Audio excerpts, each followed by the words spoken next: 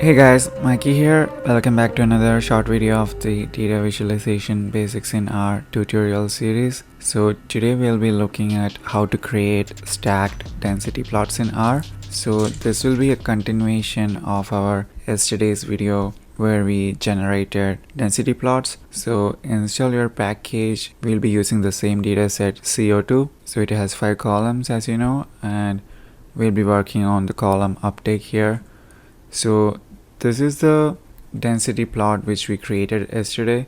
So today we will be working on it and trying to generate a stacked plot. So what we need to do is that, so here I have copied the same code as here. The only difference is that here I have inserted a new function called position, and we keep the position equal fill for creating stacked plots. So let's run this. So we got the stacked plots, but I know it don't look that great, so we can adjust the bandwidth using the adjust function here.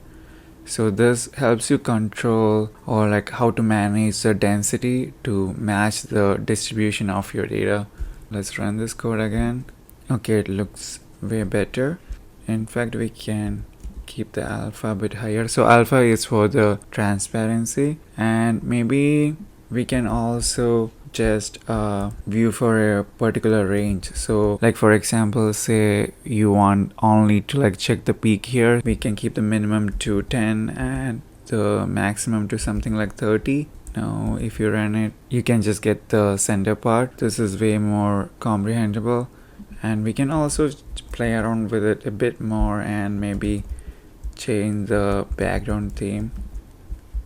Yeah, so instead of the gray, now it's more darker color.